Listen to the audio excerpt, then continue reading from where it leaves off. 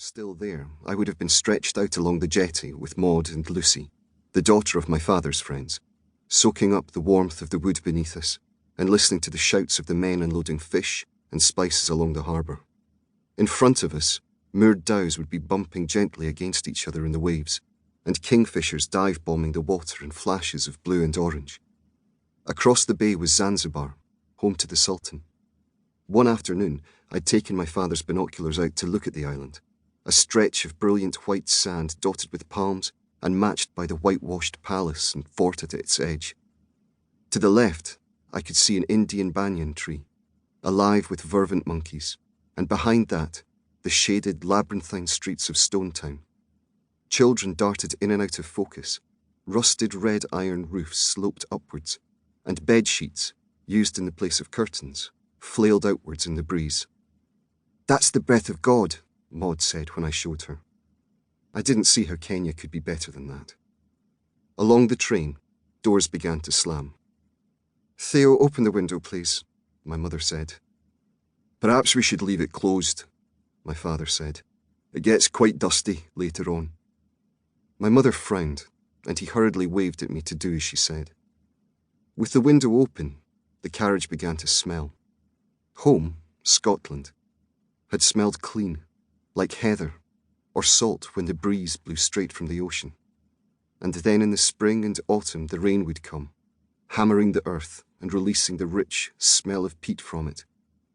Africa smelled too much, fishy, peppery, rotting and smoky all at once, and at first I'd thought I was going to pass out in the confusion.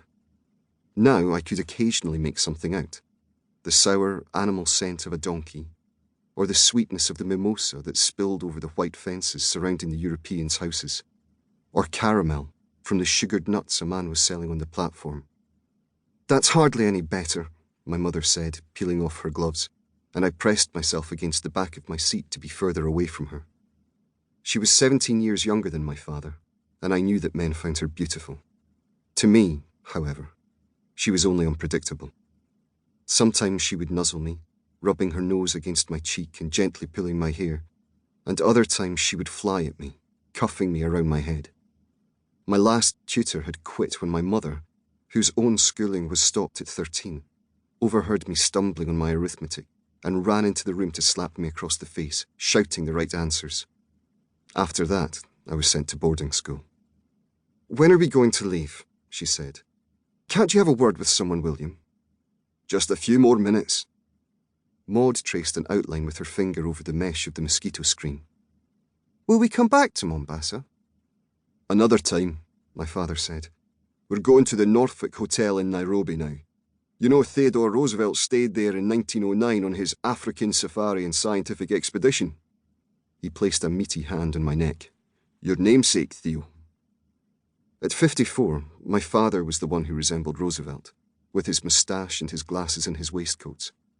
I was slim, short, and blonde, and my mouth was too large, too thick-lipped, and my nose too wide, my eyes too green, and my cheekbones too high to be much like the former president. I was too girlish-looking. The boys at my school had called me Theodora. Sometimes they chased me around the rugby pitch and pinned me down while they took turns to kiss me. I breathed in deeply. The idea that I'd never see a school again made me want to shout with exhilaration. My mother had already found a governess to take charge of my education. After the incident with one of the rugby boys that last term, and after I'd been sent back early, she hadn't spoken to me for a week, but at least she seemed to realise I was better at home for the next 3 years. Then there would be university, but I didn't need to think about that yet. "Will we see any animals from the train?" Maud asked. Maud had large brown eyes and olive skin. In Scotland they'd called her the Spanish sister because of her looks and her habit of carrying a Bible around. I'd once heard my father tell a friend that Maud had never lied in her life. "We will," my father said. There was a shrill blast of a whistle from the platform, and the train jerked forwards impatiently. "Finally," my mother said. At first the scenery was of dusty bazaars and colourful buildings, pale pinks and greens and glowing whites with towers and domes and covered balconies, or wide roads lined with palm trees and sycamore figs and only a few cars in sight. The blare